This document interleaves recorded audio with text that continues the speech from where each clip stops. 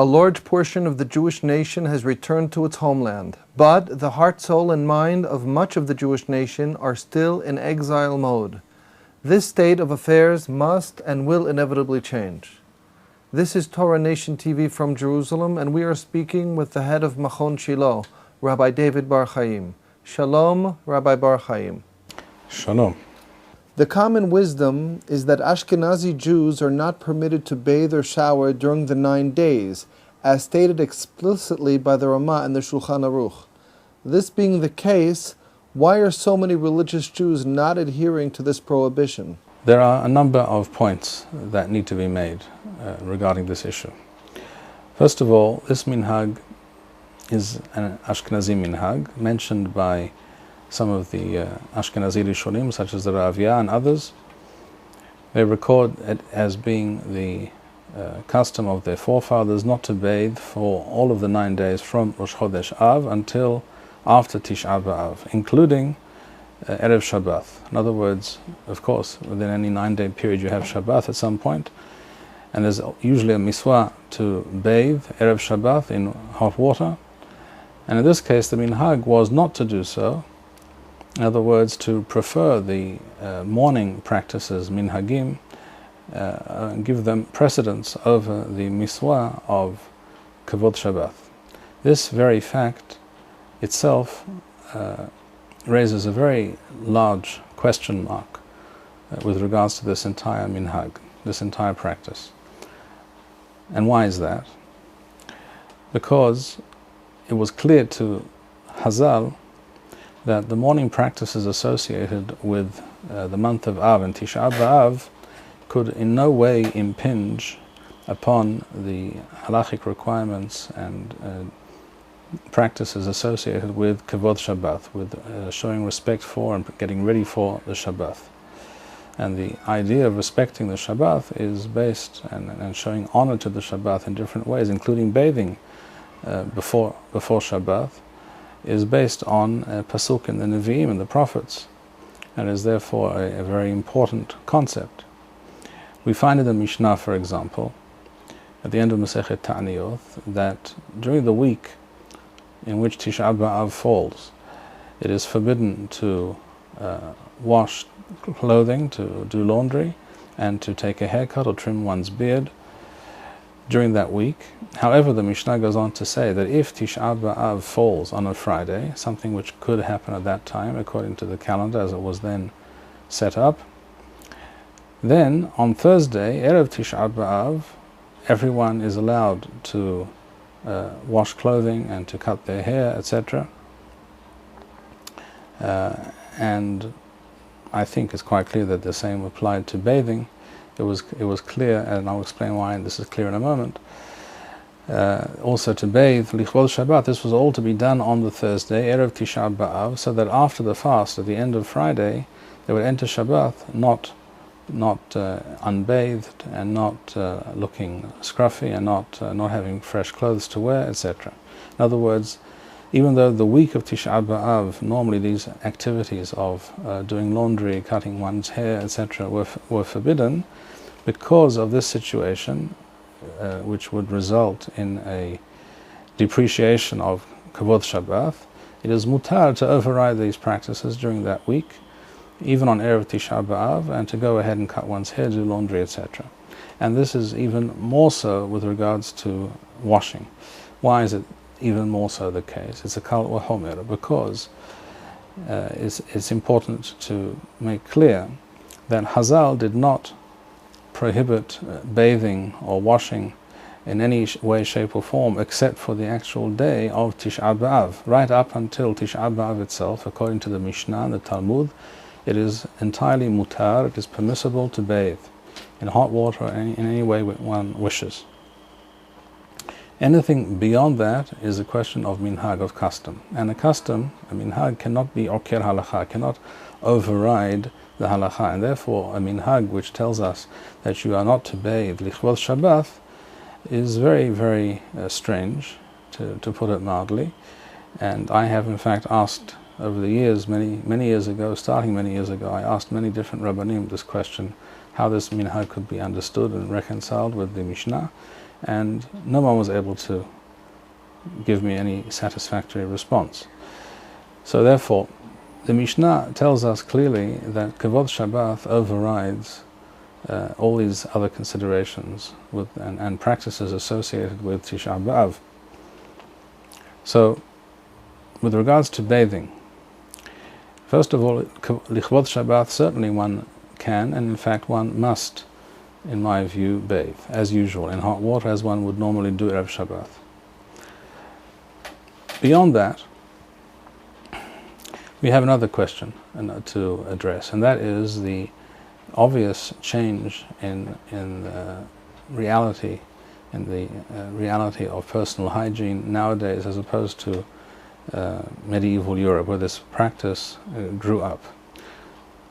We know that it was quite normal in medieval Europe for most people, that is to say the non-Jewish population, it was quite normal to go months and even more than that without bathing at all. It was the Jews who are unusual in that they insisted on bathing once a week, Erev Shabbat, Lichvod Shabbat, as we discussed.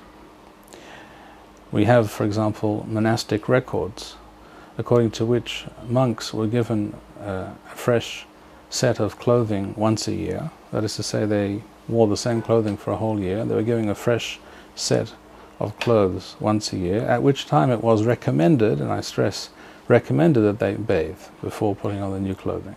This was quite normal, this was not unusual.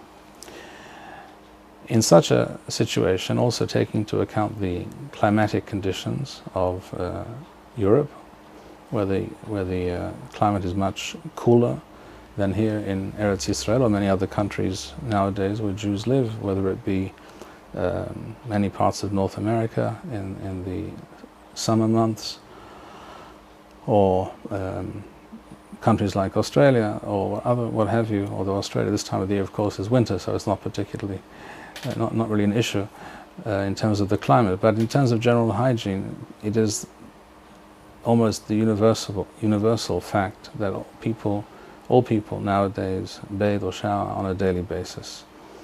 And this brings us to the next point, and that is that nowadays, because of this change in hygienic realities, all of us essentially are to be considered astanesim or istanesim, which means pampered or delicate people.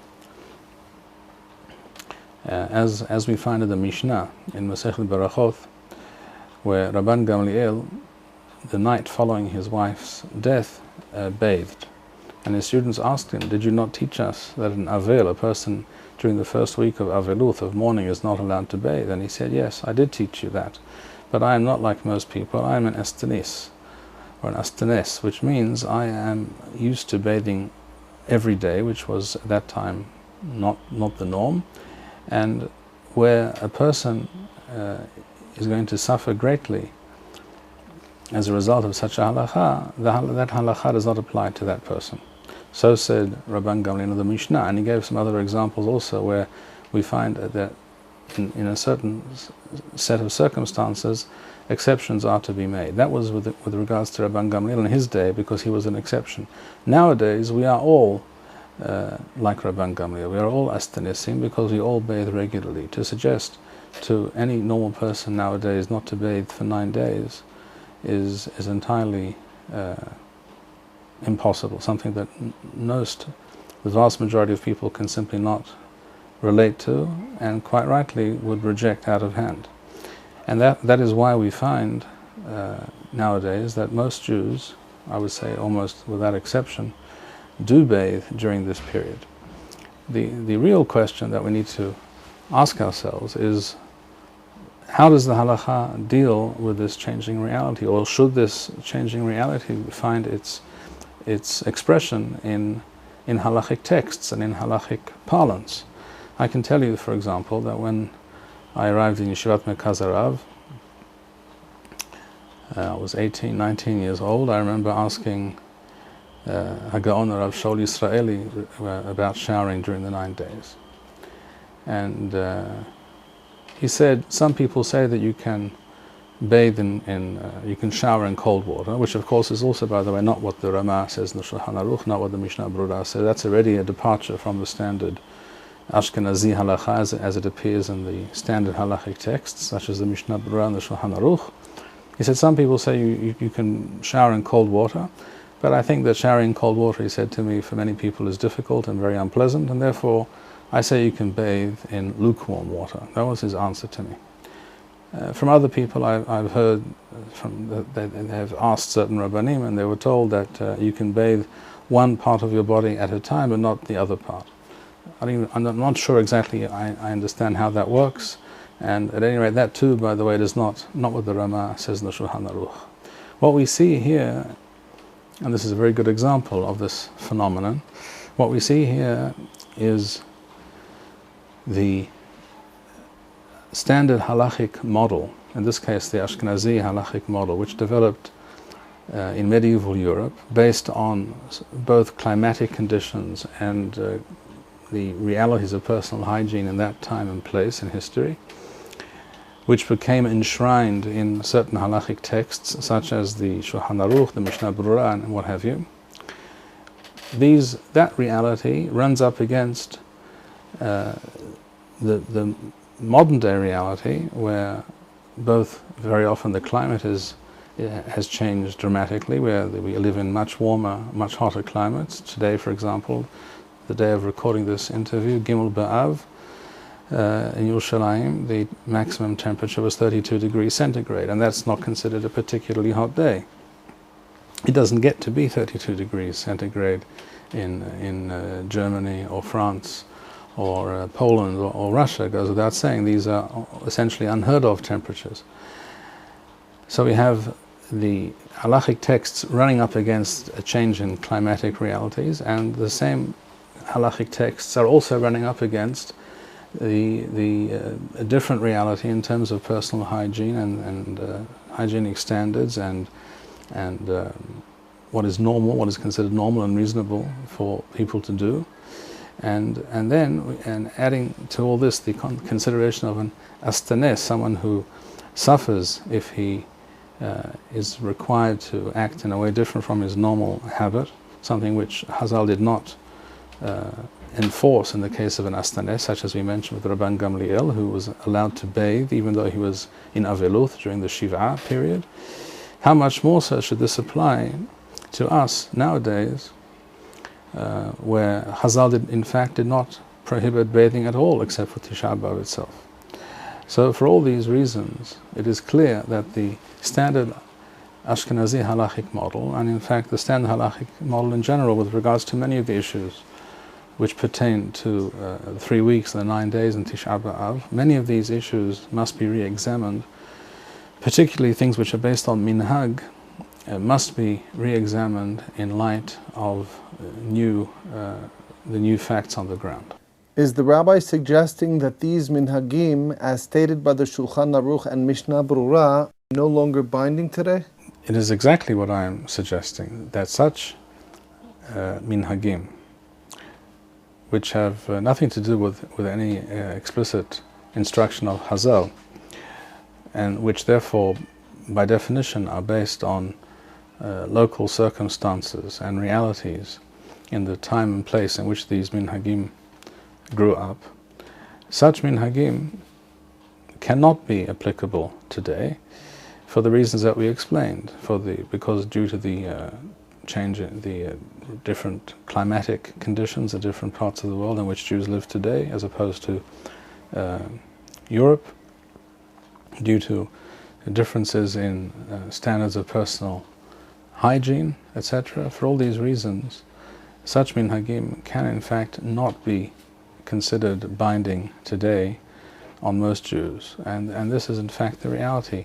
The vast majority, if not all, religious Jews do not abide by these customs today. Is the position which the rabbi has enunciated generally accepted in the Torah world? Well, that's a very good question, and that's precisely the point. What we are witnessing nowadays is a conspiracy of silence regarding these halachic facts that I have explained in this interview.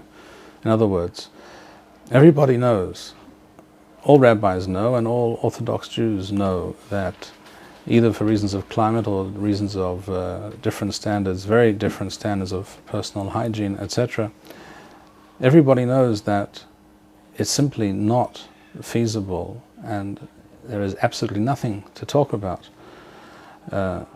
with regards to continuing this practice of not bathing even in cold water for 9 days. And yet, generally, this topic is elegantly ignored and not discussed by Rabbanim, by Posekim. I mentioned before some of the responses that I myself and others have received in response to questions asked of great rabbis. But the truth of the matter is, no one is willing to get up and say, we are not obligated by the minhagim of the Ramah and the Mishnah Brura, for example, when it comes to a situation such as this one. Although this is the reality, everybody understands it to be so, and without talking about it, without speaking, without explaining why we do what we do, everyone is showering and bathing for the most part as normal. And that is what I recommend, that people bathe and shower as normal in hot water as they would do any other day of the year. It is not necessary to suffer by showering in cold water. It is not necessary to shower even in lukewarm water. It's simply not necessary to be in any way bound by this minhag for the reasons that we've explained. Everyone understands this, but the rabbinical establishment, Talmidei Chachamim, Bachurei Yeshiva, etc., have been trained to think that we are obligated, we, at least the Ashkenazim, are obligated to follow the all statements of the Ramah, including statements based on minhag, and whatever the Mishnah Brura says we are to follow. And yet we see this is in fact not the case. It is not true that all Jews are living up to these customs and these practices as explicitly stated by these classical sources. So what we see before us is a situation in which the standard Halakhic texts and the standard Halakhic paradigm is running up against a different reality, and is found wanting, and is found to be impossible to live up to, and it is essentially irrelevant. And therefore what we must do in such a situation is return to the original sources of the Mishnah and the Talmud and restate the Halakhic paradigm in a manner which is, on the one hand, in keeping with the explicit instructions of Hazal, and on the other hand, fitting and relevant for the present time. Is swimming therefore also permissible nowadays? No, absolutely not. Swimming is a different issue altogether. Taking a shower or bath has to do with personal hygiene, and it was never the intention of Hazal, nor for that matter was it the intention of the Jews in medieval Europe who began adopting this practice of not bathing for 9 days. It was never their intention to cause suffering. The intention was, seeing that we anyhow only bathe usually once a week, so we'll go 9 days, another 2 days, not such a big deal, and we'll do this as a practice associated with this period of mourning, which they took very seriously, which we should do, but it was never the intention that people should suffer as a result. With regards to swimming, people do not go swimming because if they don't swim they suffer. Swimming is done for one of two reasons. Either for pleasure, which is the normal reason, people go to the beach or to a pool, what have you, in order to enjoy themselves, and that is precisely what we are not supposed to do during the first part of the month of Av, as it says in the Mishnah, Mishanichnas of Mema'atim Besimha. We are to limit and minimize different types of happy, joyous, festive activities, and certainly something like swimming, which is not an essential activity, that we can certainly get by without it for a few days. This is not something that can be done during these days.